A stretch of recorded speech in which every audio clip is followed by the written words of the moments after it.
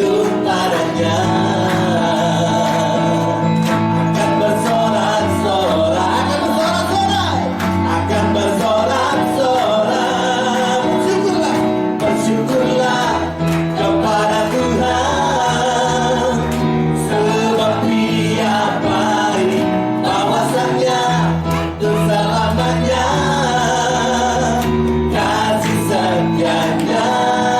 Bersyukurlah kepada Tuhan, sebab Dia baik, bahwasanya untuk selamanya kasih setianya. Amin, haleluya.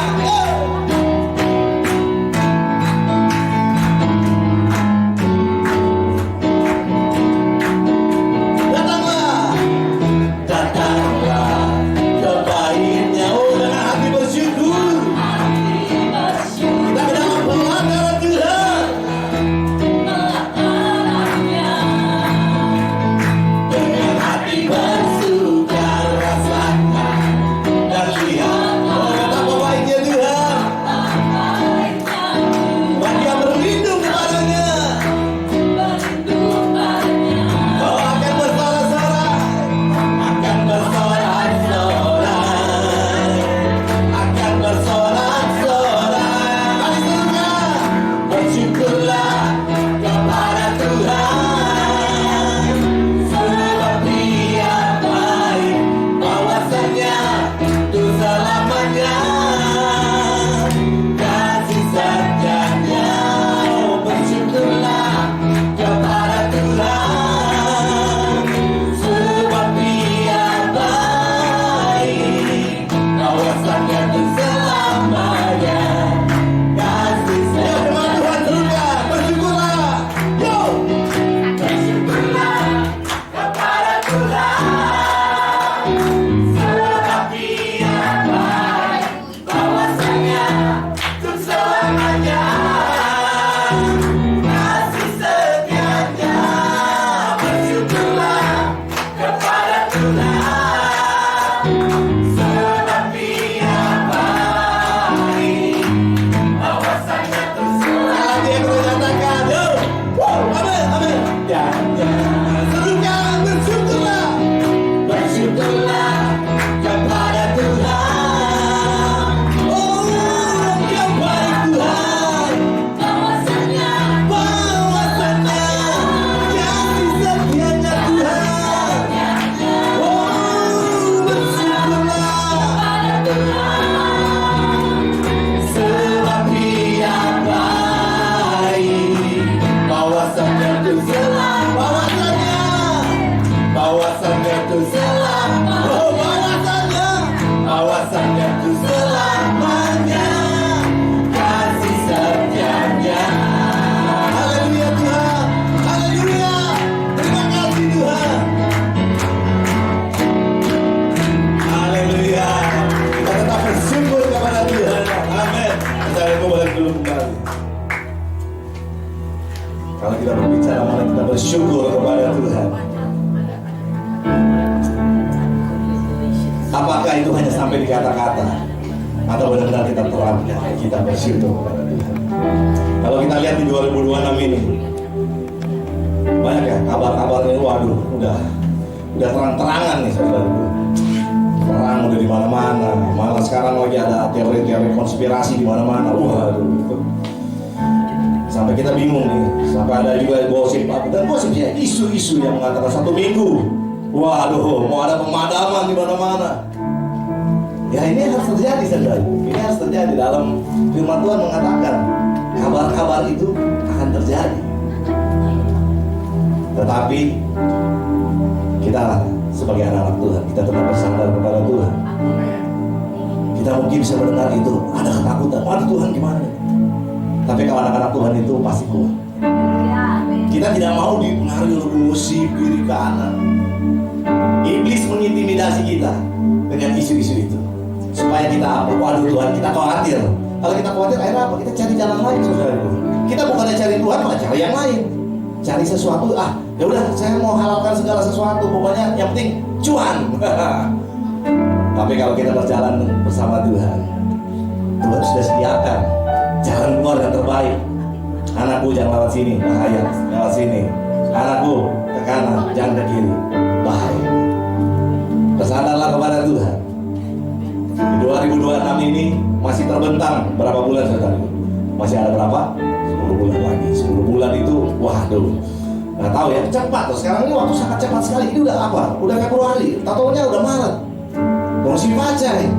Terus Lebaran.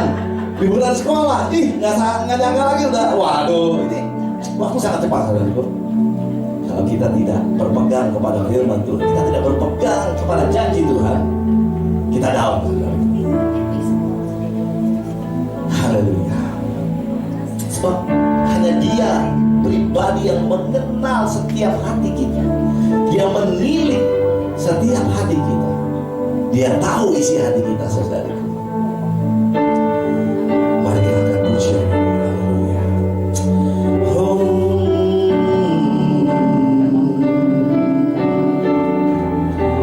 Haleluya.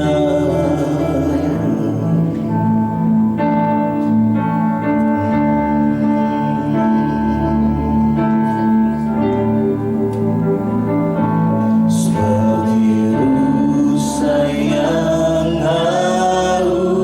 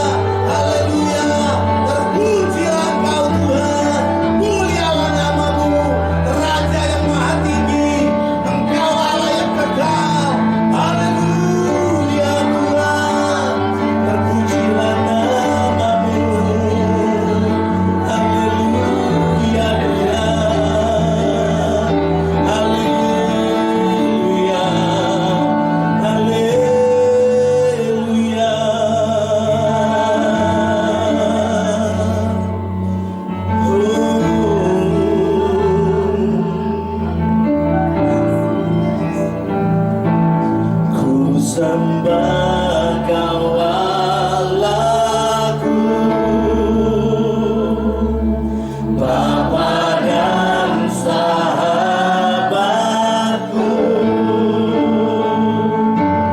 Kau yang pedulikan seluruh hidupku.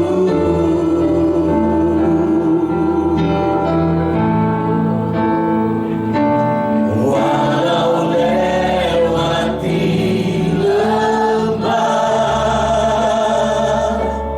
aku tak ditinggalkan. Yesus kekuatan di hidupku. Mari kita nyatakan diri kita. Haleluya, sembahlah Dia, sembahlah Allah. Haleluya. Ku sembah Kau Allahku, Bapa dan sahabatku, Kau yang pedulikan.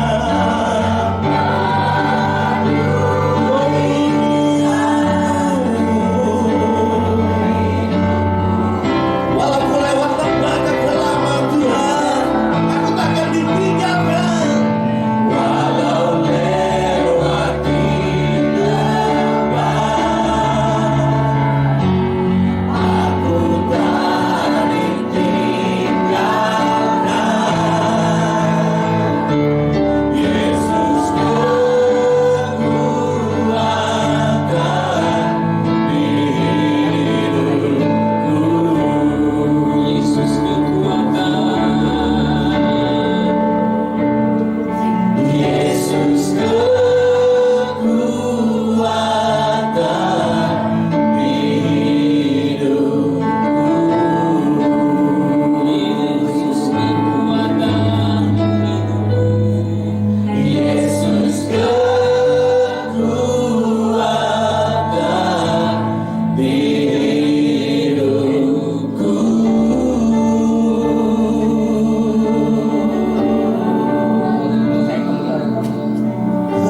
Haleluya. Terima kasih Tuhan. Oh, sorry. Haleluya. Terpujilah nama-Mu.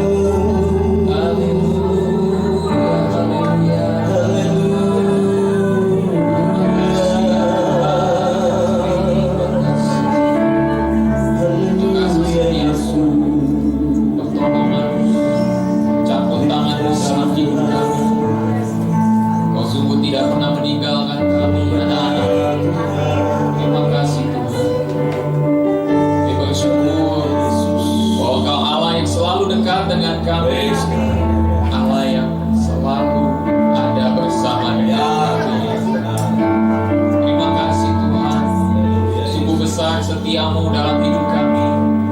Nyata sungguh perbuatan-Mu dalam hidup kami, membuat kami selalu terkagum akan apa yang Kau perbuat bagi kami semua. Bapa, kami bawa hidup kami kepada-Mu, Ya Tuhan. menyerahkan hati kami kepada Tuhan, hidup kami, seluruh keberadaan kami hanya kepada Tuhan. Inilah kami Tuhan, anak-anak-Mu yang selalu siap untuk mendengarkan firman-Mu. Bersabdalah bagi kami, berbicaralah bagi kami. Dan biarlah kami dapat memahami kebenaran firman-Mu. Roh Kudus bekerjalah di tengah-tengah kami dengan hikmat-Mu, dengan anugerah-Mu, sehingga kami bisa mengerti dan melakukannya dalam hidup kami. Terima kasih Tuhan. Kami naikkan syukur kami kepada-Mu. Dalam nama Tuhan Yesus kami berdoa. Sama-sama katakan Amin. amin. Silakan duduk Bapak Ibu Saudara. Shalom. Shalom. Haleluya. Puji nama Tuhan. Oke.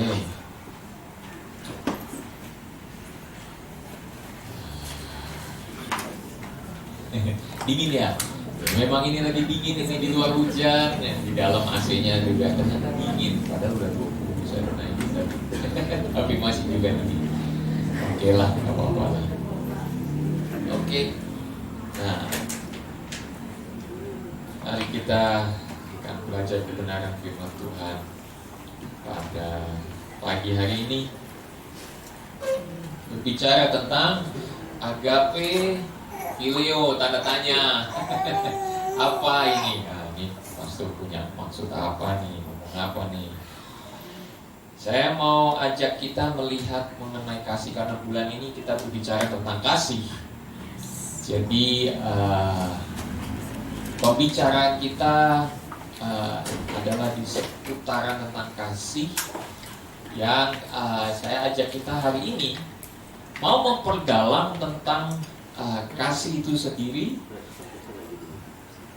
Ketika kita berinteraksi dengan sesama kita dan juga dalam hubungan kita dengan Tuhan. Nah, oke, agape filio, ada yang tahu artinya agape apa? Nah, di sini ya, Bapak Ibu Saudara, saya mau kasih tahu. Di sini kita boleh berdiskusi. Ya, jadi saya ini model tipenya tipe ngajar. Jadi kalau saya sesekali saya bawakan firman Tuhan lebih ke monolog begitu ya. Tapi ada sesekali juga saya kasih kesempatan untuk ada dialog gitu, untuk kita berdiskusi sama-sama. Nah, ini waktunya. Minggu ini saya mau ajak kita berdialog tentang agape dan filio. Nah, agape, ada yang tahu agape itu apa? Kasih apa? Kasih Allah. Apalagi ada yang mungkin punya penjabaran yang agak lebih panjang. Kasih tanpa syarat. Kasih apa lagi? Kasih yang rela berkorban. Ya, ada lagi? Mungkin ini kayaknya. Kenapa? Enggak. Enggak apa-apa, jangan takut salah. Karena di sini kita belajar tentang firman Tuhan. Nah, kasih Allah, kasih tanpa syarat dan lain sebagainya. Filio, kasih persahabatan. Nah, kasih persahabatan ya. Oke, dari mana Anda tahu tentang penjabaran atau arti dari kalimat atau kata-kata itu agape, filio? Itu bahasa Yunani loh. Siapa di sini yang sudah belajar Yunani? Jadi karena belum tahu bahasa Yunani, kok bisa ngerti gitu? Ini bahasa Yunani loh, kok bisa menafsirkan? Nah, dari mana tahunya? Nah, kebanyakan dari pelajaran-pelajaran di sekolah. Ada juga dari AI. Nggak apa-apa, AI juga banyak dipakai kan? Nggak apa-apa. Nah, ada lagi ya, misalnya dari khotbah-khotbah, ya kan?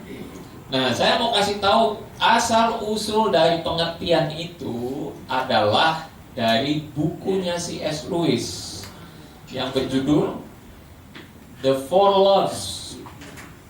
Ini diterbitkan sekitaran tahun 60-70-an atau 80-an, saya lupa. Nah, tapi udah lama, 80-an ya. 80-an ini udah lama sekali buku ini. Ini covernya edisi pertama. Ya. The Four Loves. Ada 4 jenis kasih menurut C.S. Lewis. Yang pertama, storge, ikatan empati, kekeluargaan. Ya, kekeluargaan. Kemudian yang kedua, philia atau phileo. Ya, ikatan persahabatan. Ya, bicara tentang kasih antara sahabat gitu. Kemudian yang ketiga, eros. Bicara tentang kasih romansa, ya, kasih romantis. Ya, kemudian agape, kasih Tuhan yang tanpa syarat. Dalam pengertian seperti ini biasanya orang mengkategorikan agape itu yang paling tinggi. Nah, biasanya begitu. Tetapi Bapak Ibu Saudara, mohon maaf saya harus agak membongkar apa yang Anda sudah ketahui selama ini. Apa yang ditulis oleh C.S. Lewis itu adalah berdasarkan cara pandang orang-orang Yunani sesudah penerjemahan dalam bahasa Yunani dari Alkitab kita. Jadi itu bahasa kontemporernya. Ya, ibarat sekarang gitu. Dulu kita mana tahu yang namanya AI. Ya, sekarang AI sudah semua tahu. Ya kan? Nah, dulu kita tidak tahu singkatan HP itu apa. Ya, yang kita tahu HP itu dulu merek apa? Printer, ya, komputer, HP gitu. Sekarang HP udah kemana-mana, semua pakai istilah HP. Apa itu HP? Handphone, ya kan? Nah, itu artinya pengertiannya itu sudah mengalami perkembangan. Nah, apa yang ditulis oleh C.S. Lewis itu adalah perkembangan dari bahasa Yunani pada waktu zaman dulu. Nah, ketika kita melihat dalam firman Tuhan, mohon maaf, ternyata yang lebih banyak ditulis hanya ada dua saja, yaitu agape dan phileo. Hanya itu. Ya. Oh, kalau gitu yang kitab Kidung Agung apa, Pastor? Bukannya itu eros? Enggak, tidak. Ya, dalam Septuagint itu adalah terjemahan bahasa Yunani dari Perjanjian Lama. Kitab Kidung Agung tidak ditulis dengan kata eros. Begitu dikatakan Pengkhotbah 8 ayat 6, cinta itu kuat seperti maut. Ya, cinta itu tidak ditulis eros, tapi ditulisnya agape. Ayo. Mulai, ada yang mulai, ha? Nah, pengertiannya tentang agape dan phileo itulah yang lebih banyak dipakai dalam firman Tuhan. Oke? Jadi, oke lah, kita kesampingkan ini. Kita mau melihat mengenai contoh langsung agape dan phileo dalam satu kisah. Ya, mari kita lihat. Kisah ini adalah kisah ketika Tuhan Yesus sudah bangkit dan bersama dengan para murid ada di pinggir danau. Nah, sudah mulai ada, oh kayaknya tahu kisahnya yang mana? Mari kita lihat dalam Yohanes pasal 21. Nah, Yohanes pasal 21 ayat 15 sampai 18. Saya kasih sampai situ saja sampai 18, tetapi nanti kita akan lihat bagaimana penerapan dari agape dan phileo itu. Dan mohon maaf ya, saya harus bongkar semua ini, karena hari Rabu kemarin dalam Bible Project itu semua pada saya bongkar semua tentang agape. Aduh. Karena contohnya nanti saya singgung contohnya. Ya. Contohnya kurang tepat untuk dikategorikan agape seperti yang disampaikan oleh C.S. Lewis tadi. Oke? Yohanes pasal 21 ayat 15 sampai 18 yang sudah temukan katakan amin. Amin. Berarti sudah ada yang melihat ke depan, sudah ada yang melihat HP-nya. Gak apa-apa. Mari kita baca sama-sama. 3, 2, 1. Sesudah sarapan, Yesus berkata kepada Simon Petrus, Simon anak Yohanes, apakah engkau mengasihi aku lebih daripada mereka ini? Jawab Petrus kepadanya, benar Tuhan, engkau tahu bahwa aku mengasihi engkau. Kata Yesus kepadanya, gembalakanlah domba-dombaku. Next. Kata Yesus pula kepadanya untuk kedua kalinya, Simon anak Yohanes, apakah engkau mengasihi aku? Jawab Petrus kepadanya, benar Tuhan, engkau tahu bahwa aku mengasihi engkau. Kata Yesus kepadanya, gembalakanlah domba-dombaku. Yang ketiga, dan ia berkata kepadanya, keterusan. Ayo, 17 ayat 17. Ayat 17. 17. Naik. 16, 17. Oke, 17-nya ketinggalan. Mohon maaf. Ya, buka Bible ya. Jadi ketahuan sekarang kan semua harus buka Bible. Oke. Yang ke-17 ya, pasal 21.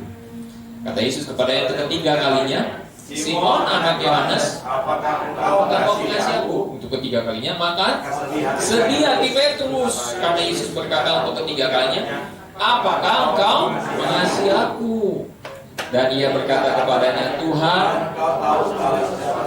engkau tahu bahwa aku mengasihi engkau. Kata kata Yesus kepadanya, gembalakanlah domba-dombaku. Ayat 18, aku berkata kepadamu, sesungguhnya ketika engkau masih muda, engkau mengikat pinggangmu sendiri dan engkau berjalan kemana saja kau kehendaki. Tetapi jika engkau sudah menjadi tua, engkau akan mengulurkan tanganmu, dan orang lain akan mengikat engkau dan membawa engkau ke tempat yang tidak engkau kehendaki. Nah, sini sudah mulai kelihatan. Filio agape-nya ini saya akan tunjukkan di sini. Ayo. Ayat 15. Tuhan Yesus bertanya, Simon, anak Yohanes, apakah engkau? Nah, ini dalam tulisan Yunaninya agapas. Baca agapas. Agapas itu agape tapi ditambah pertanyaan, apakah engkau? Ya. Agapas atau agape. Jadi agape yang dipakai di sini ketika Yesus bertanya kepada Simon Petrus. Jawabnya Simon Petrus apa? Benar Tuhan, engkau tahu bahwa aku mengasihi engkau. Jawabannya apa? Phileo atau philo. Ya. Jawabannya Petrus adalah phileo. Nah. Ayat 16. Simon anak Yohanes, kata Tuhan Yesus. Dia bertanya kepada Simon untuk yang kedua kalinya, apakah engkau agape terhadap aku? Kemudian jawabnya Petrus apa? Benar Tuhan, engkau tahu bahwa aku. Yang dipakai apa? Phileo itu. Lalu yang ketiga kalinya Tuhan Yesus bertanya, Simon anak Yohanes, apakah engkau mengasihi aku? Yang dipakai phileis atau phileo-nya yang dipakai. Nah, jawaban, oke, saya lengkap dulu ya. Jawabannya Petrus apa? Philo.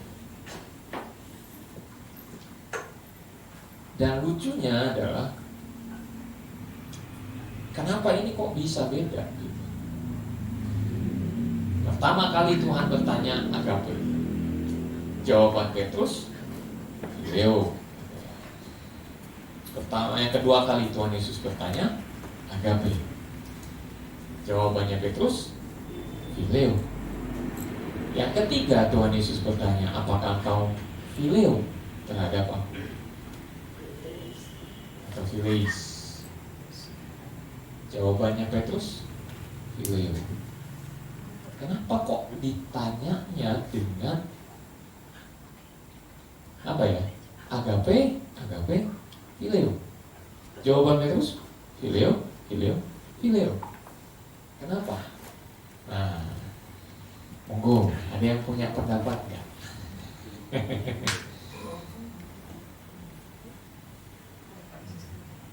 Yang benar apakah itu phileo? Betul. Biasanya kan kita pernah dengar malah terbalik gitu kan. Ya, benar gitu. Benar. Saya dari tadi malam saya liatin itunya kan, terjemahannya. Betul. Jadi video itu artinya Nah, kenapa itu menjadi jawabannya? kenapa kok jadi jawabannya seperti itu? Betul, itu pertanyaan bagus. Saya pernah dengar ada satu pengkhotbah, karena dia masih percaya tentang gradasi atau gradasi kasihnya itu yang paling kental adalah agape, yang paling tinggi tingkatannya adalah agape. Jadi menurut dia, kenapa Tuhan Yesus tanya agape? Agape itu menunjukkan pertanyaan kepada Simon Petrus, apakah engkau sungguh-sungguh mengasihi aku seperti levelnya agape, katanya dia. Kemudian ternyata Simon Petrus mengambil levelnya di bawah. Saya nggak bisa mengasihi engkau di atas itu, tapi aku mengasihi engkau di bawah sini. Kemudian pertanyaan yang kedua, agape pakai tingkatan yang di atas lagi. Kemudian Petrus jawabnya tingkatan yang di bawah lagi. Akhirnya Tuhan Yesus bertanya yang ketiga kalinya, apakah engkau phileo terhadap aku, mengasihi aku? Tetapi Tuhan memakai tingkatan yang di bawah. Petrus menjawab, ya, aku mengasihi engkau. Saya ada pertanyaan tentang itu. Kenapa? Coba lihat ayat 17. Kata Yesus kepadanya untuk ketiga kalinya, Simon anak Yohanes, apakah engkau phileo? Ya kan? Yang pakai ayat 17 phileo. Tuhan Yesus bertanya phileo. Maka sedih hati Petrus karena Yesus berkata untuk ketiga kalinya, apakah engkau mengasihi aku? Yang dipakai kata apa? Phileis. Loh, padahal tadinya dibilang agape, terus phileo. Sekarang kok ditanya, waktu Petrus menyanggupi gitu, dia mau menjawab itu, dia sedih hatinya. Dan dia bersedih karena Tuhan Yesus bertanya untuk ketiga kalinya, kenapa engkau phileo terhadap aku? Perasaan cuma sekali, kok bisa dibilangnya 3 kali phileonya? Nah, itu pertanyaan saya. Nah, di sini ya saya mengambil satu buku. Ini buku pegangan sebenarnya yang saya biasa pakai. Namanya Exegetical Fallacies. Kesalahan-kesalahan dalam eksegesis. Ini buku terjemahan, belum ada terjemahan sebenarnya. Belum ada terjemahan. Saya kepengen sekali itu sebenarnya terjemahkan, tapi sulit. Karena itu penuh dengan bahasa teknis, sehingga kita bisa melihat bahwa D.A. Carson, penulis dari buku ini, menganjurkan kepada kita untuk tidak melihat agape dan phileo dalam tingkatan seperti itu. Tidak. Karena sebenarnya agape dan phileo itu dipakai dalam firman Tuhan berganti-gantian. Jadi tidak ada ibaratnya martabat ya, bukan martabat, jangan lapor semua. Martabatnya agape lebih tinggi daripada martabatnya phileo. Tidak. Mungkin lebih tepat seperti bahasa kita ngomongnya, apakah engkau mengasihi aku? Jadi kita tidak melihat ada perbedaan di situ kan? Dalam hal ini terjemahan sederhana kita sebagai orang Indonesia itu justru lebih tepat daripada terjemahan Yunani. Simon anak Yohanes, apakah engkau mengasihi aku? Ya Tuhan, aku mengasihi engkau. Simon anak Yohanes, apakah engkau mengasihi aku? Ya Tuhan, engkau tahu aku mengasihi engkau. Simon anak Yohanes, apakah engkau mengasihi aku? Sedihlah hati Petrus karena Tuhan Yesus bertanya untuk ketiga kalinya, apakah engkau mengasihi aku? Enak kan? Sinkron kan? Logikanya enak gitu. Dan jawaban Petrus sama. Ya Tuhan, engkau tahu bahwa aku mengasihi engkau. Nah, kenapa saya bongkar ini? Karena kita terlalu terpaku dengan 4 makna kasih tadi. Sementara dalam firman Tuhan tidak ada perbedaan dalam 2 kasih tersebut. Ya. Nah, dengan demikian, apa yang saya maksud di sini adalah agape dan phileo itu ternyata dipakai berganti-gantian. Kalau ada yang kemudian katakan, oh agape lebih tinggi, dia baru memahaminya sampai di situ, nggak apa-apa. Tapi kita yang sekarang tahu, kita melihat agape dan phileo itu dipakai berganti-gantian. Nah, berikutnya, ini yang menjadi poin penguatan saya. Kalau seandainya tadi dikatakan, oh agape itu kasih Tuhan yang murni, tanpa syarat, rela berkorban dan lain sebagainya. Oke. Lalu kok kenapa ada cerita-cerita seperti ini? Saya ambil tiga contoh cerita. 2 Samuel pasal 1 ayat 26. Di situ berbicara tentang ketika Daud menerima kabar bahwa Saul dan Yonatan sahabatnya sudah meninggal di medan perang, gugur di medan perang, maka bersedihlah hati Daud berduka dengan amat sangat karena kehilangan Yonatan. Nah, coba lihat. Mari kita buka sama-sama supaya nggak terkesannya hanya saya doang yang ngomong. 2 Samuel pasal yang pertama, ayatnya yang ke-26.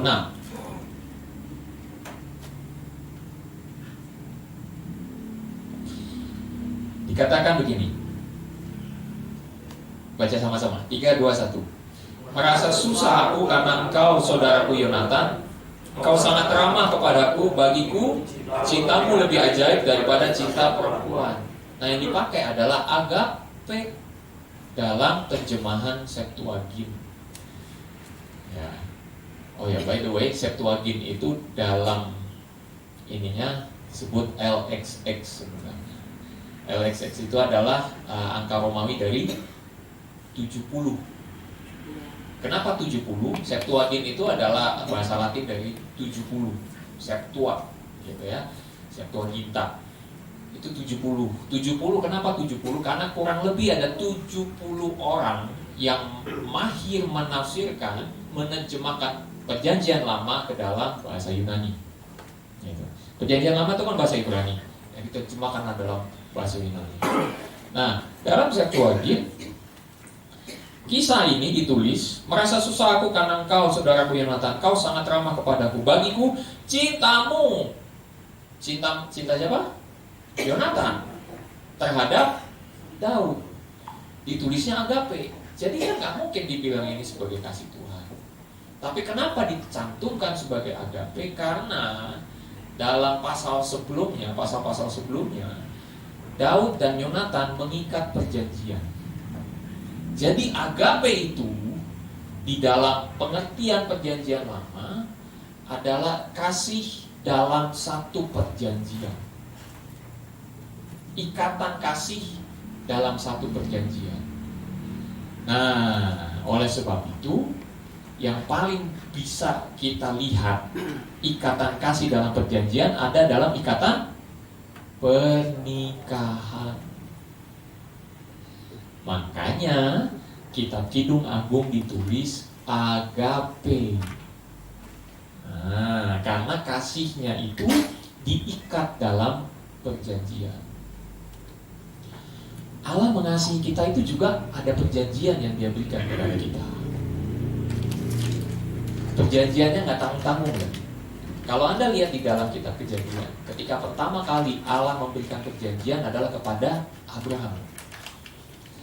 Dan ketika Abraham mau diberkati atau Allah mau memberkati Abraham, diberikanlah satu tugas kepada Abraham. Abraham, kamu ambil burung berapa ekor gitu ya, belahlah jadi 2. Belah jadi 2, kemudian yang satu belahan sebelah kiri, satu belahan sebelah kanan.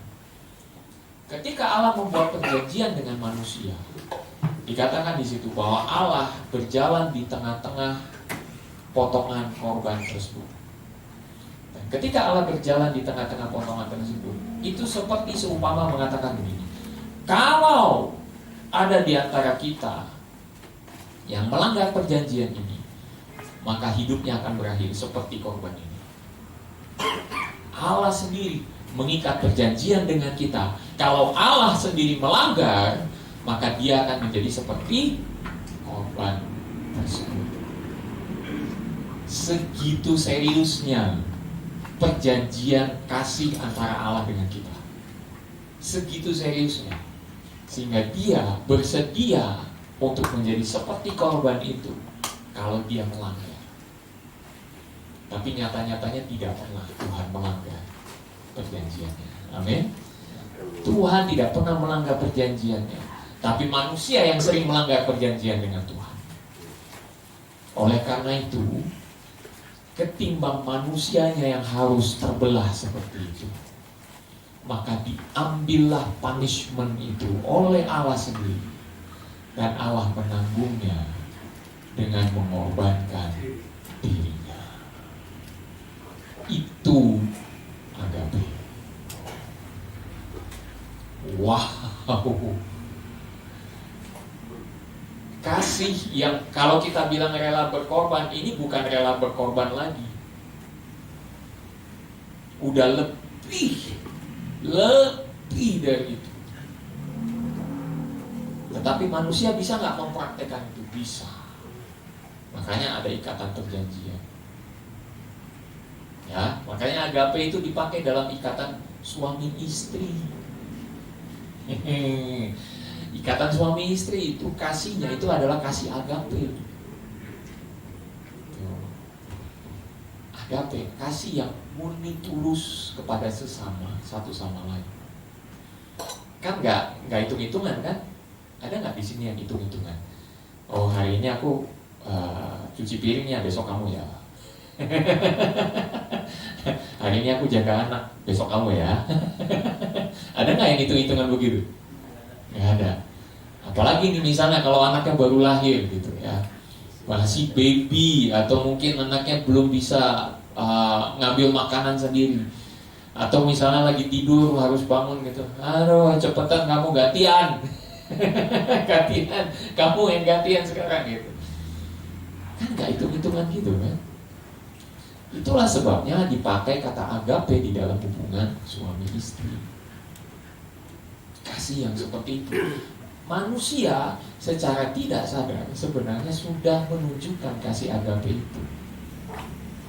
Cuma tinggal dilatih aja untuk orang lain. Bisa paham maksud saya? Oke. Kisah kedua, 2 Samuel 13 ayat 15. Nah ini yang gak enak.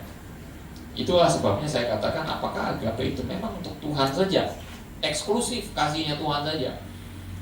Ternyata tidak, Bapak Ibu Saudara. Ini yang saya bahas dalam Bible Project hari Rabu kemarin, dan cukup banyak membuat goncang iman. Ada yang tergoncang imannya enggak ya? Saya harap tidak.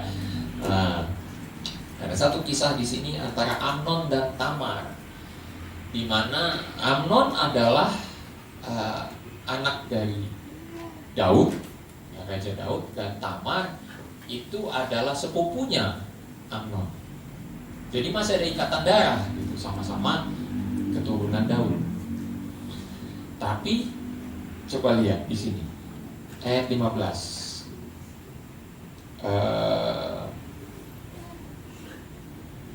Ayat 1 dulu.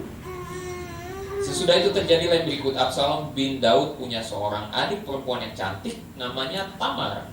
Dan Amnon bin Daud jatuh cinta kepadanya. Kata yang dipakai adalah agape. Nah, kemudian ayat 15. Terjadilah hal yang tidak senonoh, ya, pemerkosaan dan lain sebagainya itu ada di situ. Dan kemudian ayat 15, nah ini yang paling ngeri. Setelah dia melampiaskan nafsunya, ayat 15, kemudian timbullah kebencian yang sangat besar kepada Amnon terhadap gadis itu, bahkan lebih besar benci yang dirasanya kepada gadis itu daripada cinta yang dirasanya sebelumnya, daripada cinta agape sebelumnya. Jadi sulit untuk kita bisa melihat lewat kisah ini apakah memang agape itu kasih yang hanya eksklusif dari Tuhan saja. Gak bisa kan? Susah kita ngelihatnya. Gak cocok gitu dengan apa yang kita tahu selama ini. Nah, saya berharap pagi ini Bapak Ibu Saudara keluar bukan jadi orang yang bingung, tetapi justru lebih kuat. Kenapa? Oh, sekarang saya tahu di Alkitab cuma ada 2, agape dan filio. Yang pertama, yang kedua, sekarang saya tahu bahwa agape dan filio itu berganti-gantian, dipakai berganti-gantian, silih berganti. Kenapa? Nah, alasannya adalah ternyata agape tidak selalu berbicara eksklusif punyanya Tuhan. Yang ketiga, 2 Timotius, sekarang di perjanjian baru. Tadi 2 di perjanjian lama, sekarang di perjanjian baru. 2 Timotius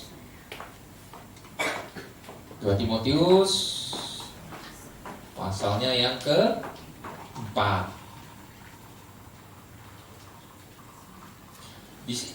Di sini Paulus sedang berbicara kepada Timotius. Ya, sedang berbicara kepada Timotius. Dan pesan terakhirnya adalah pesan terakhirnya ini pesan Paulus saat dia berada dalam penjara. Ya, dia di penjara, dia tulis surat kepada Timotius, menguatkan hati Timotius. Dan di bagian terakhir di dalam pasal 4 ayat yang ke-9 dan seterusnya, itu ada pesan terakhir. Berusahalah supaya segera datang kepadaku. Dia bicara kepada Timotius. Karena ayat 10, karena Demas telah mencintai dunia ini dan meninggalkan aku.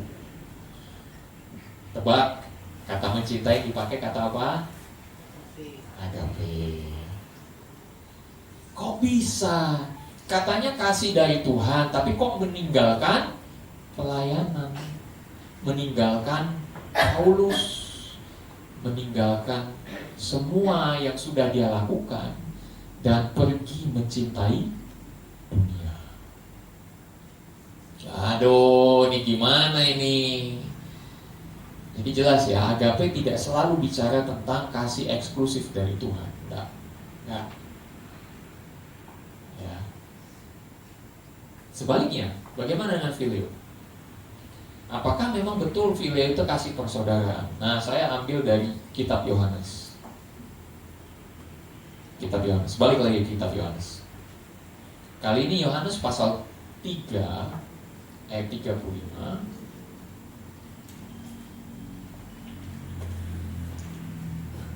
Ini semua adalah perkataan Tuhan Yesus sendiri.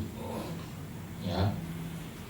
Sebab siapa yang diutus Allah, dialah yang menyampaikan firman Allah, karena Allah mengaruniakan rohnya dengan tidak terbatas. Bapa, ayat 35, mengasihi anak dan telah menyerahkan segala sesuatu kepadanya. Yang dipakai agape. Nah, ini kita udah dari tadi kayaknya saya lihat otaknya udah mulai agak kusut gitu. Nah, ini mulai agak beres sedikit gitu ya, karena sesuai dengan pemahaman kita yang lama. Tapi coba lihat Yohanes pasal 5 ayat 20.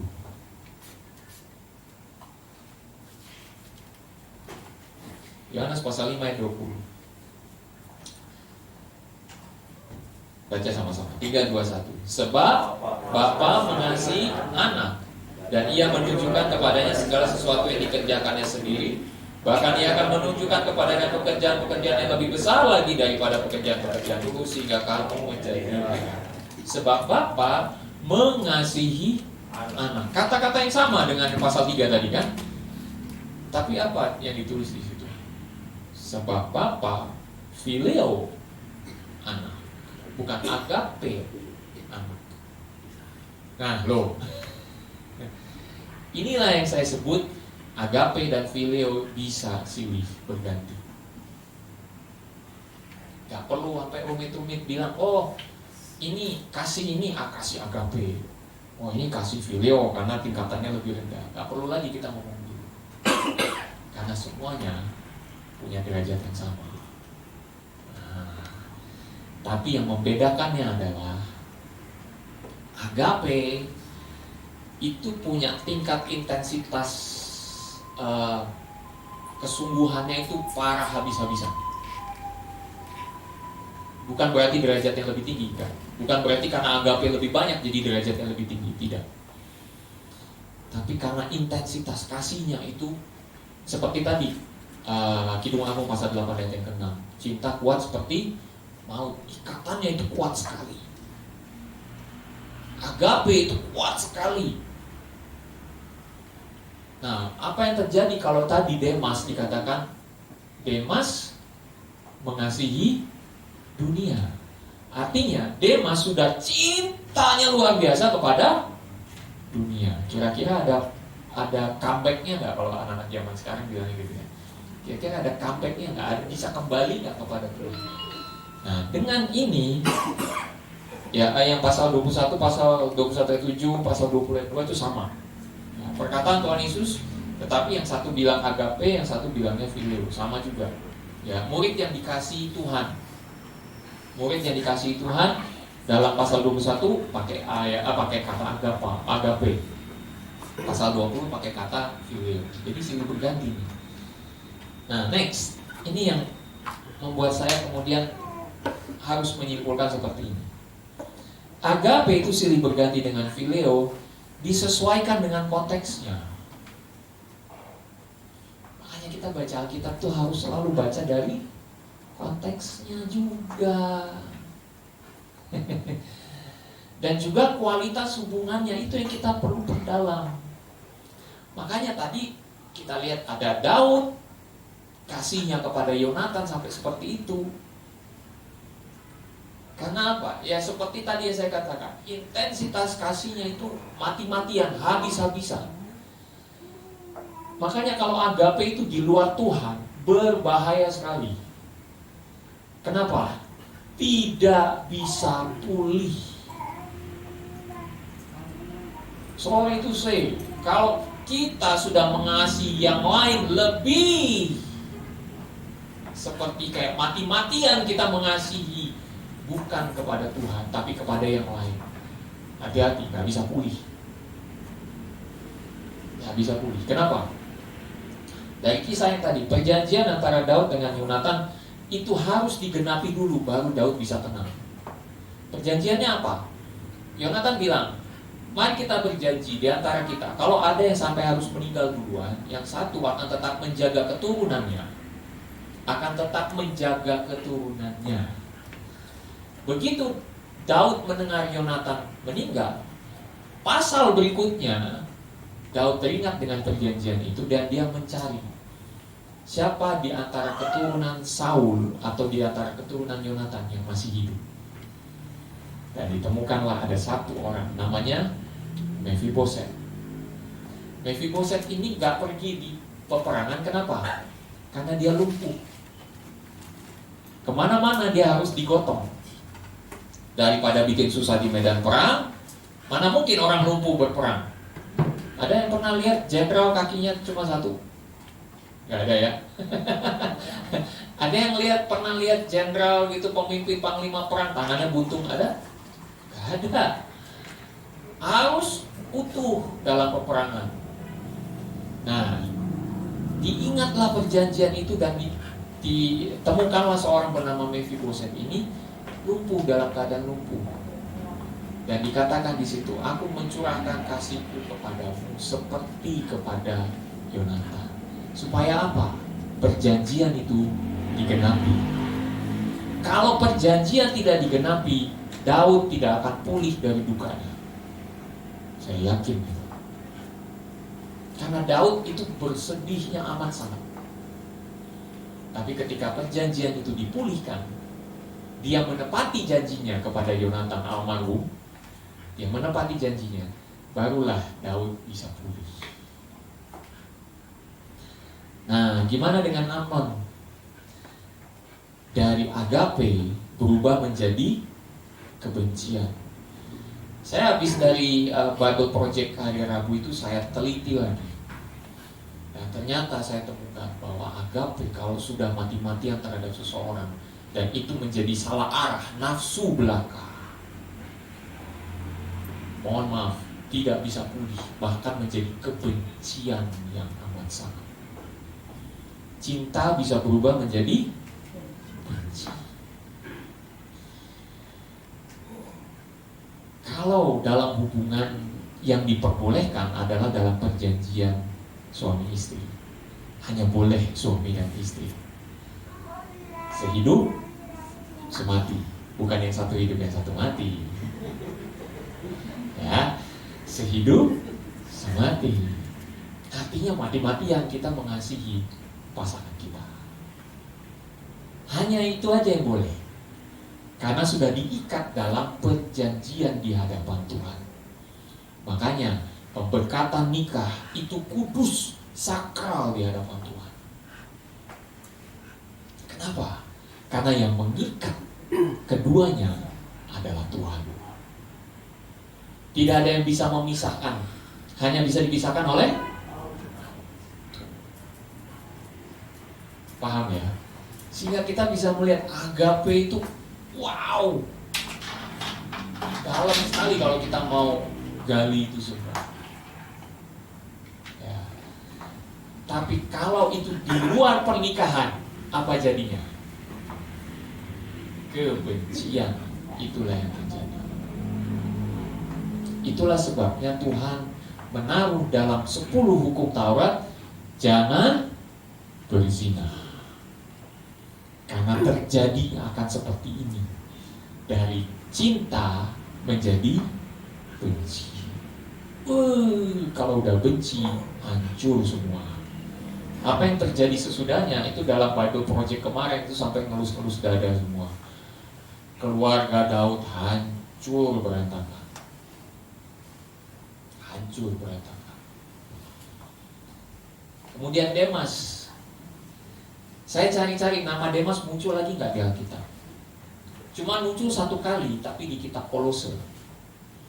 Dan di dalam kitab Kolose itu ternyata kitab sebelum 2 Timotius.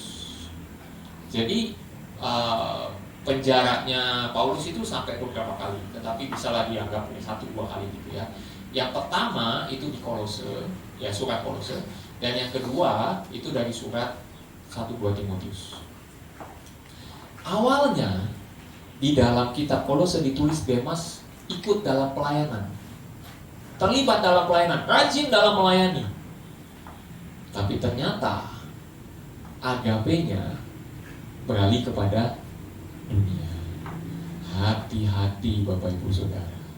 Melayani dalam gereja belum tentu membuat Anda mengasihi Tuhan.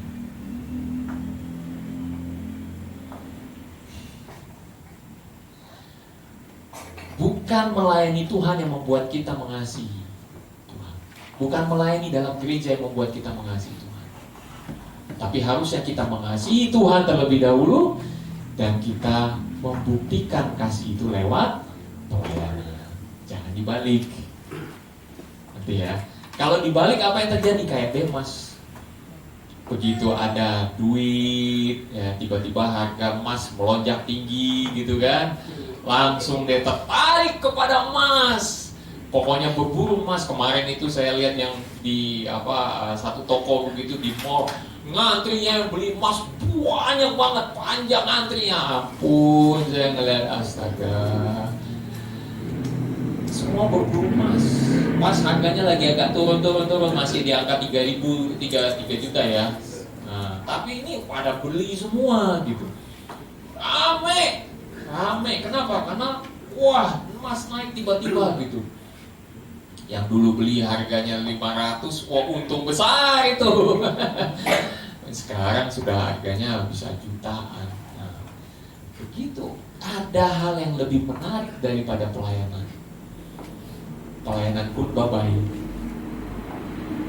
Ya, karena apa? Agapenya adalah dunia, bukan kepada Tuhan. Jangan pernah berpatokan melihat saya sudah melayani di gereja, saya tidak mungkin meninggalkan Tuhan. Hati-hati. Demas saja bisa meninggalkan pelayanan. Itu sebabnya saya katakan, kalau agape itu kepada di luar Tuhan, tidak akan bisa pulih. Karena sudah mati-matian buat yang di luar Tuhan. Yang boleh untuk manusia sesama manusia hanya suami dan istri. Ya. Tapi di luar itu, di luar ikatan perjanjian itu,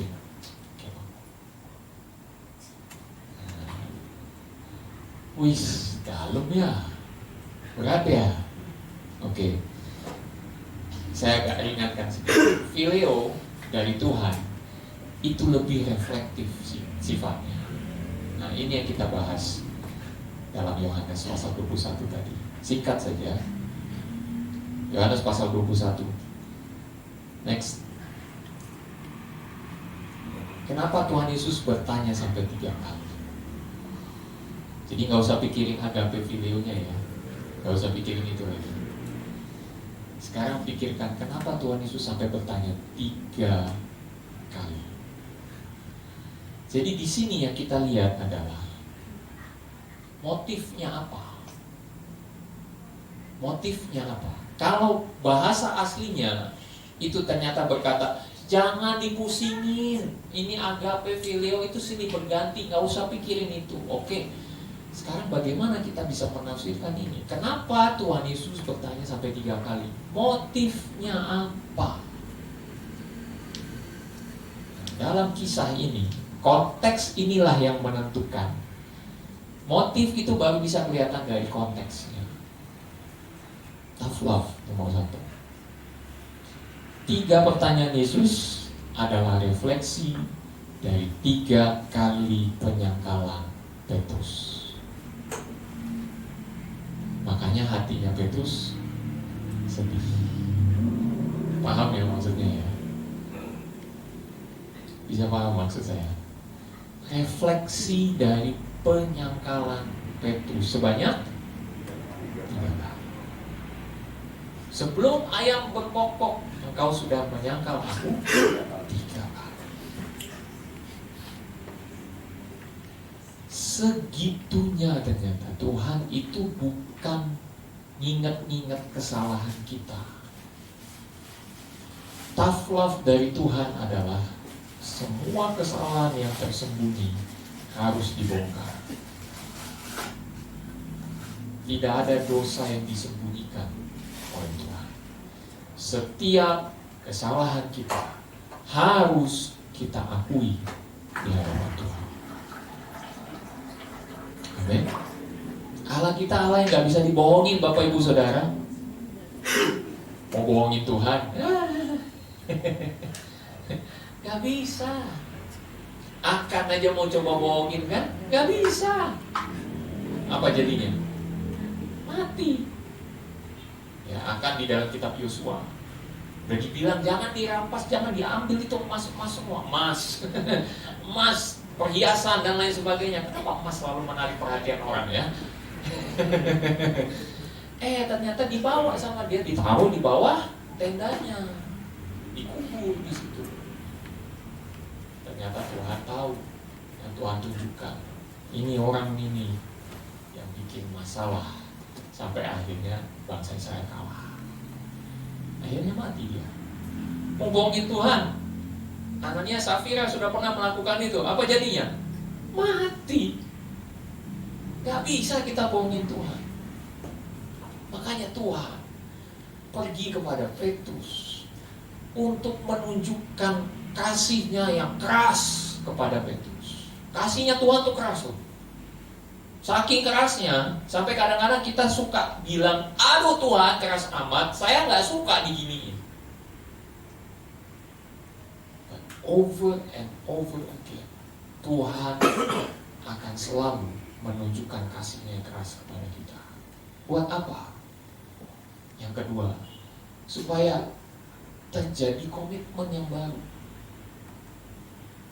Petrus harus dihancurkan terlebih dahulu, baru dia bisa komitmen lagi sama Tuhan.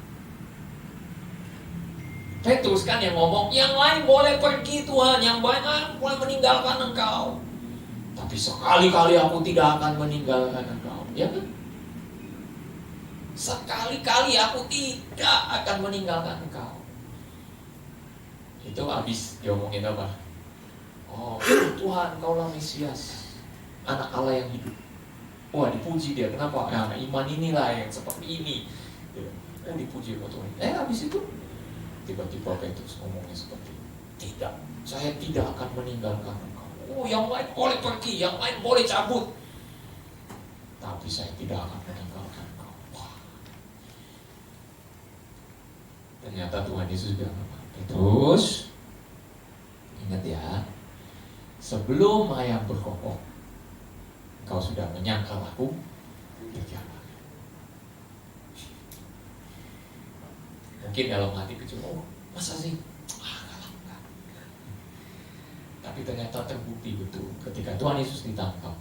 Beneran, Petrus menyangkal Yesus 3 kali. Kasih Tuhan itu keras. Dan kasih Tuhan itu sengaja Dia tunjukkan kepada kita untuk menghancurkan kita. Saya ulangi, kasih Tuhan menghancurkan kita. It breaks us. It torments us, menghancurkan kita. Apanya yang dihancurkan? Semua ego kita, kesombongan kita, pride kita, semua hancur. Hancur. Tuhan gak peduli dengan perasaan kita pada saat Tuhan menghancurkan kita sebenarnya. Wah Tuhan, enggak, tetap Tuhan hancurkan juga. Benar? Masih mau ikut Tuhan?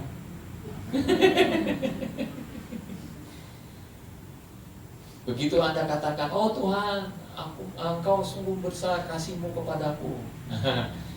Berarti Anda sudah pernah mengalami dihancurkan oleh Tuhan. Dihancurkan dengan cara apa? Pengalaman-pengalaman dalam hidup kita. Ada pengalaman-pengalaman yang diberikan oleh Tuhan dengan sengaja supaya kita sadar bahwa kita ini gak ada apa-apanya di hadapan Tuhan. Bahwa kita ini mau bilang mengasihi Tuhan itu gak level lah. Kalau Tuhan, aku mengasihi Engkau seperti Engkau mengasihi aku, gak level itu sebenarnya. Kita gak bisa seperti itu. Tapi oleh anugerah Tuhan kita bisa mengasihi Dia.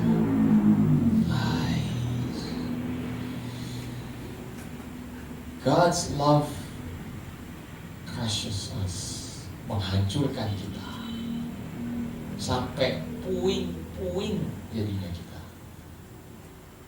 Habis, ego kita habis, semua yang kita banggakan habis.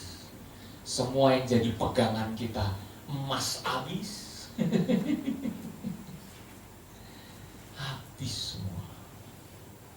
Apa yang mau dibanggakan di hadapan Tuhan? Gak ada. We are nothing. Tapi karena Allah mengasihi kita, Dia keras dengan kita supaya akhirnya kita bertekuk lutut di hadapan Dia, menangis di hadapan Dia, mengaku, Tuhan, aku hanya bisa mengasihi-Mu dalam sebatas kemampuanku ini, tapi terimalah aku apa adanya. Anugerah Allah menerima kita apa adanya. Walaupun kita gak bisa mengasihi seperti mati-matian, tapi Tuhan mengajar kita little by little. Ayo, katanya kamu mengasihi aku kan? Ngomong, dikasih omongan begitu aja kayaknya udah nyelkit gitu ya. Kita pernah gagal terus kita dapat omongan kayak gitu dari Tuhan tuh kayaknya nyelkit banget. Tapi ya dengan begitu kita dihancurkan dan kita dibentuk lagi supaya apa? Ada komitmen baru. Committed to God. Makanya kalau orang sudah berdosa di hadapan Tuhan, kalau dia tidak menangis di hadapan Tuhan, itu bohong. Saya ngomong jelas, direkam. Setiap orang yang berdosa di hadapan Tuhan, dia mengaku dirinya bersalah di hadapan Tuhan, tapi dia tidak menangis di hadapan Tuhan, tidak bertekuk lutut di hadapan Tuhan, itu bohong pertobatannya. Kenapa? Karena kasih Tuhan harusnya menghancurkan dia. Seperti Petrus, hatinya menjadi sedih, menangis di hadapan Tuhan.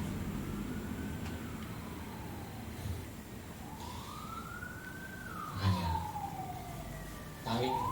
paling mudah sebenarnya untuk melihat seseorang itu betul-betul bertobat atau tidak, sebelum dia mengubah perilakunya, lihat dulu dia menangis nggak di hadapan Tuhan. Kalau Anda kemudian merasa menangis di hadapan Tuhan, itu mungkin Anda sedang dihancurkan oleh Tuhan. Itu moment of grace, Bapak Ibu Saudara. Itu momen anugerah Tuhan, di mana Anda dihancurkan oleh Tuhan, tapi masih tetap dipelihara oleh Tuhan, tetap dijaga oleh Tuhan. Kenapa? Walaupun hancur, kita nggak sampai tergeletak,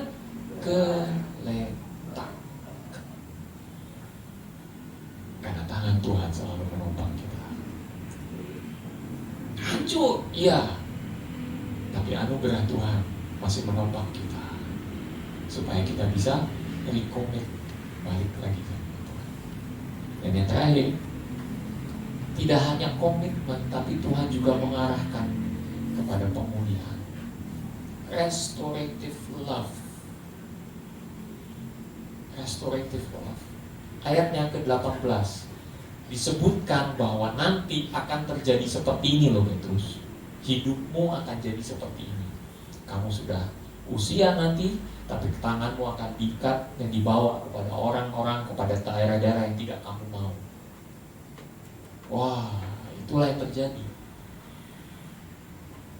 Tapi itulah yang harus dialami oleh Petrus dulu.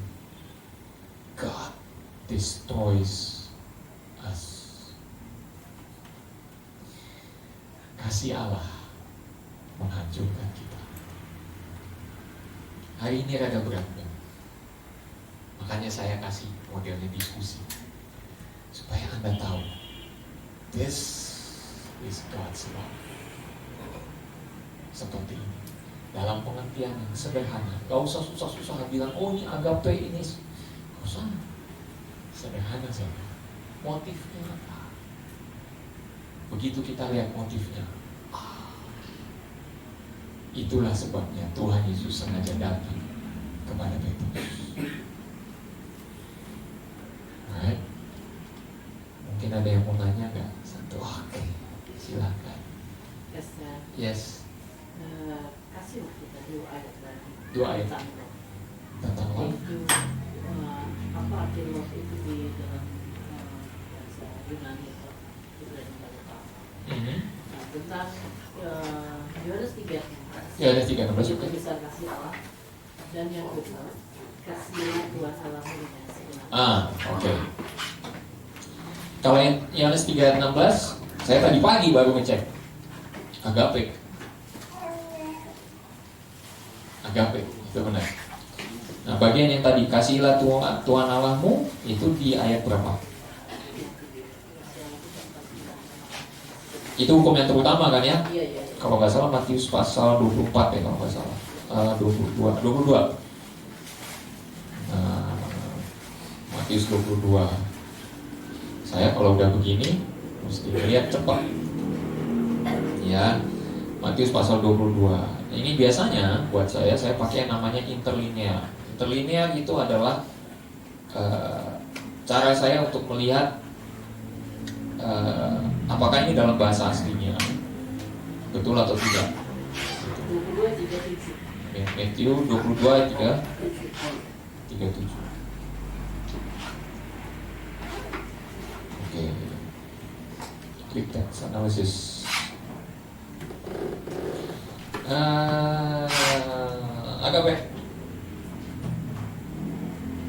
Agape. Ya. Yohanes 3:16. Karena begitu besar kasih Allah akan dunia ini, sehingga Dia mengaruniakan anak yang tunggal. Agape yang dipakai di situ sudah jelas menunjukkan pengorbanan Tuhan. Mati-matian. Itu jelas banget. Sehingga dengan bahasa kita mudah untuk dimengerti. Makanya kok Yohanes 13 itu paling nyantol ya di ingatan kita. 3:16. Kenapa? Karena lebih mudah sekali untuk bisa memahami itu dalam konteks kita secara pribadi. Makanya nggak perlu lihat bahasa Yunaninya kan? Langsung begitu besar kasih Allah. Oh, kasih agape yang betul-betul mati-matian habis-habisan. Sampai rela mengorbankan anaknya yang tunggal. Nah kemudian di dalam Matius pasal 22:37, kasihilah Tuhan Allahmu dengan, nah itu segenap itu semua bagian dari mati-matian kita sama Tuhan. Hanya kalau dalam pelayanan itu bisa dilihat seseorang yang betul-betul mengasihi Tuhan di dalam pelayanannya, dia nggak peduli mau hujan kayak dia datang. Dia nggak peduli ada masalah apa, dia tetap melayani Tuhan. Walaupun di rumah habis berantem gitu misalnya, tapi dia datang kepada Tuhan, nangis-nangis di hadapan Tuhan, tapi dia tetap melayani. Habis-habisan seperti itu. Mau ada apapun juga dia tetap habisan. Sampai mengorbankan nyawa pun tetap habis-habisan buat Tuhan. Jangan buat manusia habis-habisan. Amin. Habis-habisan buat Tuhan. Sungguh-sungguh buat Tuhan. Oke? Is that answer enough? Okay. Alright. Bisa paham ya? Agape? Phileo? Gak usah mikirin lah sampai sejauh itu. Ya. Saya bongkar itu semua yang 4 itu. Ternyata itu cuman ya pengertian zaman sekarangnya aja. Tapi kalau pengertian aslinya cuma 2, agape dan phileo. Dan ternyata itu hanya berganti-ganti. Oke? Paham semua? Oke. Saya ajak kita menyanyikan satu lagu. Dan lagunya berlama banget. Waktu saya menyusun bagian ini, saya teringat puji Tuhan waktu tahun 2016 kami diberi kesempatan oleh Tuhan untuk bisa mengunjungi Israel. Dan lokasi tempat Yesus menanyakan ini kami datangi juga. Ya. Dan di situ ada satu patung besar. Saya lupa saya masukkan di sini. Tapi itu ada satu patung besar. Patungnya itu Tuhan Yesus dengan Petrus. Jadi di situ menandakan mark the spot. Disitulah tempat Tuhan Yesus bertanya kepada Petrus, apakah engkau mengasihi aku? Dan tidak jauh dari situ ada satu batu yang besar. Tapi batu itu berbentuk hati. Berbentuk hati. Dan tidak jauh dari situ ada sebuah gereja. Gerejanya itu sengaja untuk mengingatkan akan peristiwa itu. Ya, untuk mengingatkan kita akan peristiwa itu. Ketika kami datang ke tempat itu, di tepi danau, rasanya teduh sekali. Teduh sekali kan? Saya teringat pada saat itu Tuhan seperti juga berbicara kepada saya. Apa motifmu? Do you love me? Apa motifmu? Saya kemudian introspeksi diri saya di situ. Tuhan, aku nggak punya apa-apa. Sambil saya berintrospeksi, saya ingat saya menempatkan diri saya seperti Petrus. Dan di situ saya katakan, Tuhan, saya nggak punya apa-apa. With all that I am, I love you. Sempat agak mau nangis gitu di situ.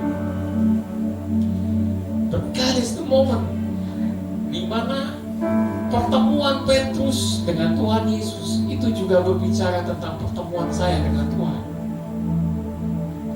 With all that I am, I love you. Kasih Tuhan sebegitu kerasnya buat kita, sehingga membawa kita sampai kepada satu titik. Tuhan, saya nggak punya apa-apa yang bisa disandingkan dengan Engkau. Saya nggak punya kebanggaan apapun, pencapaian saya, kekayaan saya, status saya, tidak bisa Tuhan. All that I am. Dalam segala kelemahan, aku mau tetap mengasihi Engkau. Motif satu-satunya kita adalah karena Tuhan sudah mengasihi kita terlebih dahulu. That's it. Nothing else. Siang ini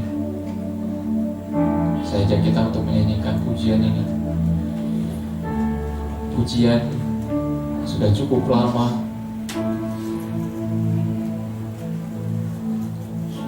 Kau ku kagumi, kasih-Mu tiada duanya. Haleluya.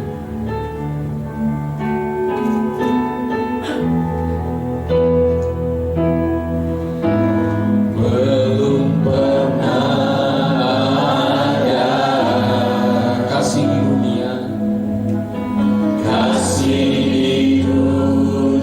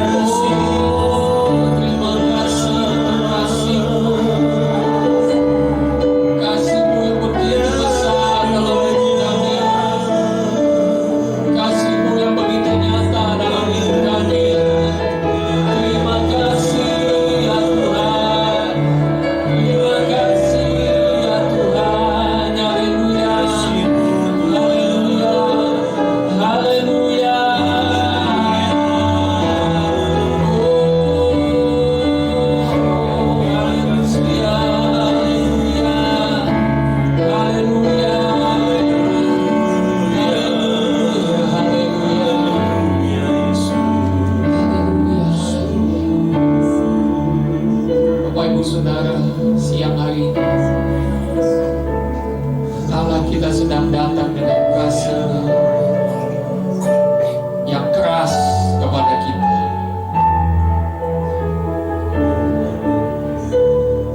Dia mau menghancurkan kita dalam kasih-Nya. Dia mau hancurkan keangkuhan kita. Dia mau hancurkan ego kita. Dia mau hancurkan semua pegangan kita. Dia mau hancurkan semua harapan di luar Dia. Karena tidak ada satupun yang bisa mengasihi kita seperti Tuhan mengasihi kita.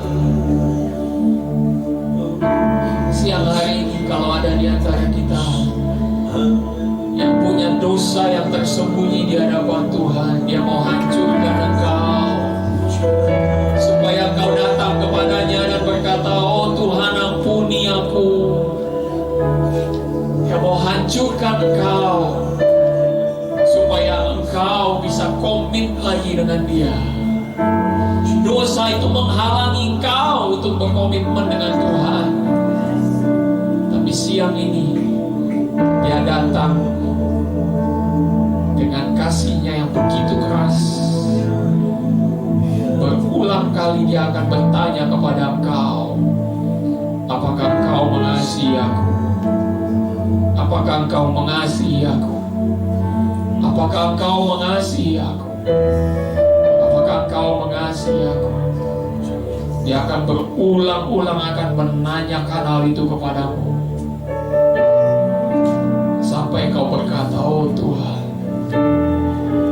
Engkau tahu dalam segala keberadaanku, aku minta ampun di hadapan Tuhan. Ampuni aku." Pagi siang ini, kalau ada dosa yang kau tutupi di hadapan Tuhan, akuilah di hadapan Tuhan pada saat ini. Minta ampun dari Tuhan.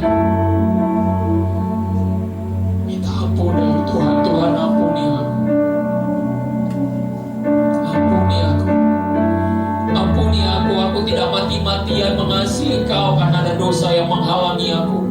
Ampuni aku Tuhan. Aku tidak bisa mengasihi Engkau dengan sepenuh hatiku, dengan sepenuh jiwaku, karena ada dosa yang menghalangi. Tuhan, ampuni aku. Sucikan aku. Kuduskan aku.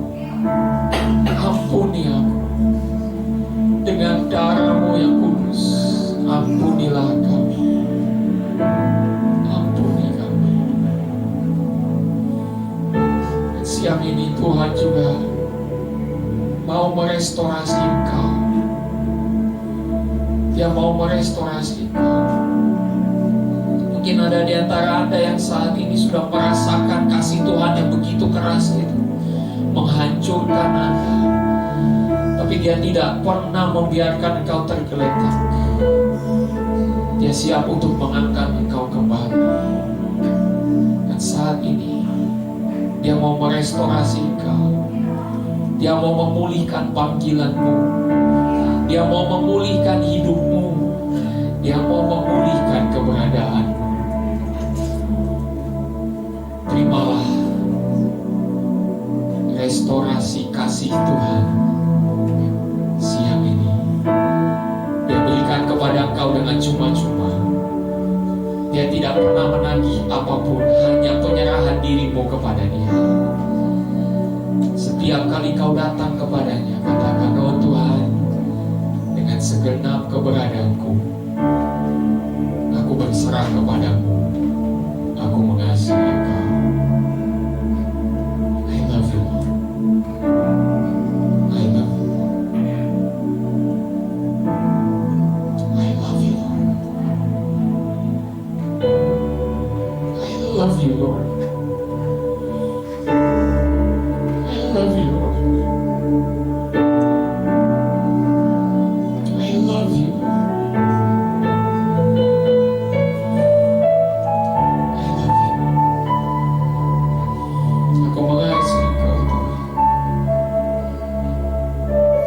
Kasih Tuhan.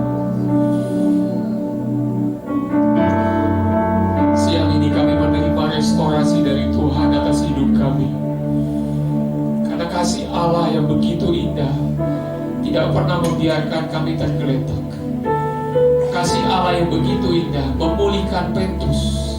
Kasih Allah yang begitu indah memulihkan kami juga, sehingga kami bisa melangkah kembali di dalam kasih Tuhan. Bapa, kami berdoa bersama-sama sebagai anak-anak-Mu. Dalam segala keterbatasan diri kami mau tetap mengasihi Engkau. Dengan seluruh hidup kami mau mengasihi Engkau.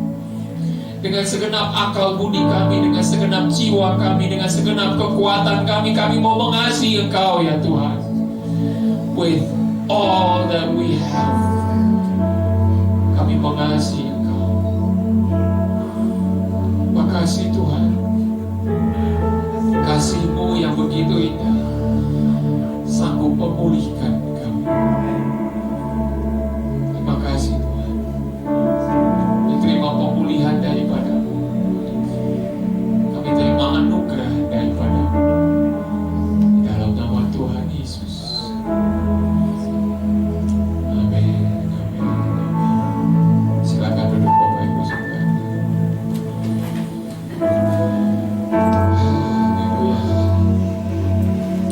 Haleluya. Sekarang kita mau memberi bagi Tuhan, amin.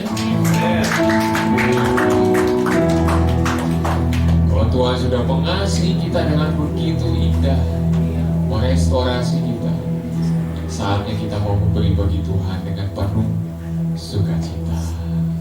Amin. Amin. Haleluya. Mari kita akan berdoa bersama-sama sebelum kita memberi bagi Tuhan. Haleluya. Tuhan, terima kasih untuk anugerah-Mu. Terima kasih untuk kebaikan-Mu. Terima kasih untuk kasih-Mu yang menolong kami untuk kembali melihat diri kami, merefleksikan kepada diri kami, dan berkata hanya kepada Tuhan saja, ya Tuhan, kami sungguh mengasihi Engkau. Terima kasih Tuhan. Dan saat ini kami akan memberi persembahan kami sebagai bukti nyata kami mengasihi Engkau dengan sungguh-sungguh, sebagai komitmen kami juga kepada Tuhan bahwa seumur hidup kami akan terus mengasihi Engkau. Dalam persembahan ini menjadi persembahan hidup kami di hadapan Tuhan. Terima kasih Tuhan. Dalam nama Tuhan Yesus kami berdoa. Sama-sama katakan amin. Haleluya. Bersyukurlah kepada Tuhan. Yang tadinya kita nggak nyanyiin. Bersyukurlah kepada Tuhan, sebab Dia baik, sebab Dia baik, bahwasanya untuk selamanya, kasih setianya, kasih setianya. Bersyukurlah kepada Tuhan, sebab Dia baik, sebab Dia baik, bahwasanya untuk selamanya, kasih setianya, kasih setianya. Terima kasih untuk persembahannya Bapak Ibu Saudara. Puji nama Tuhan. Dan tadi kalau Bapak Ibu Saudara lihat, kita punya tagline yang baru, nomor 1. Ya. Bukan itu, nomor 1. Selain nomor 1. Selain nomor 1. Hai Geo. Bukan yang itu, yang pertama sekali. Pertama sekali, nomor 1.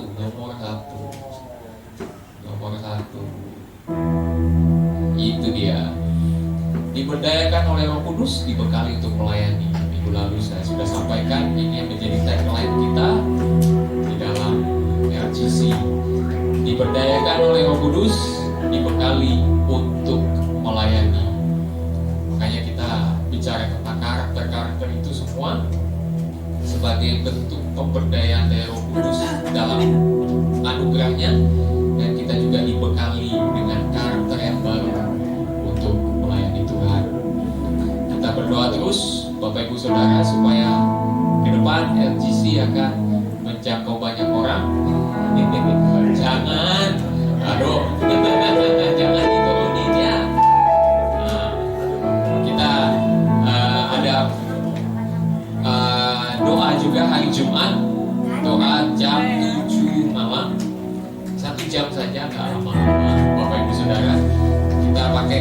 rantai doa. Rantai doa itu bukan rantai yang sifatnya negatif, tetapi rantai itu yang menghubungkan kita. Ya, kenapa pakai rantai? Ya karena yang paling kuat tali aja masih kalah ya. Tapi kalau rantai itu udah kuat, ya artinya kita bisa saling mendoakan, kita saling mendukung satu sama lain, dan kita ada banyak hal yang kita doakan. Ya, Bapak Ibu Saudara, kita ada doa hari Jumat, kemudian hari Sabtu kita ada latihan di sini. Tetap masih ya yang melayani, tetap melayani karena kita mengasihi Tuhan. Amin. Melayani karena kita mengasihi Tuhan. Ada lagi Bible Project tetap ada hari Rabu. Hari Rabu jam 8 malam. Harus ingat jam 8 malam. Bible Project kita tetap ada jam 8 malam. Oke? Kita akan udah nggak ada lagi. Alright. Mari kita berdiri bersama dan kita akan berdoa untuk ibadah kita bersama-sama. Ya, nggak apa-apa. Oke, mari kita berdoa. Tuhan Yesus, terima kasih. Sungguh besar anugerah-Mu dalam hidup kami, sungguh besar karunia-Mu, sungguh besar kasih-Mu bagi kami, sehingga kami sebagai anak-anak-Mu belajar tentang kasih Tuhan yang sungguh tiada duanya.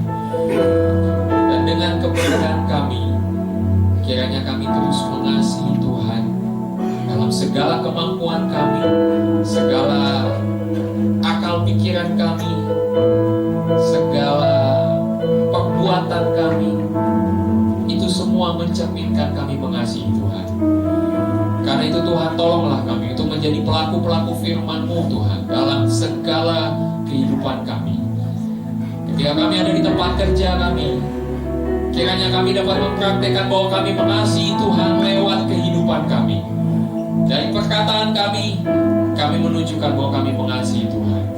Dari perilaku kami tunjukkan kepada sesama kami bahwa kami mengasihi Tuhan. Dan Tuhan, biarlah dari kehidupan kami bisa menjadi berkat bagi mereka juga. Terima kasih Tuhan. Berdayakanlah kami ya Roh Kudus dengan kuasa-Mu, sehingga setiap perkataan kami menjadi perkataan yang mengubahkan banyak orang, menjadi perkataan yang membangkitkan mereka untuk mengenal Kristus kembali. Dan Allah, nama-Mu sendiri yang akan dipermuliakan lewat hidup kami. Terima kasih Tuhan. Pakailah kami, berdayakanlah kami, dan ketika kami terus dibekali dalam pembekalan-pembekalan terus sepanjang hari kami akan firman Tuhan, kami belajar semakin setia mengikut Tuhan. Terima kasih Bapa dalam surga. Anugerah-Mu ada di atas kami semua. Dan biarlah ketika kami pulang, kami membawa anugerah dari Allah Bapa, kasih karunia dari Tuhan Yesus Kristus, penyertaan Roh-Mu yang kudus menyertai kami semua. Dari saat ini sampai Maranatha Tuhan Yesus akan datang kembali. Yang percaya sama-sama katakan amin.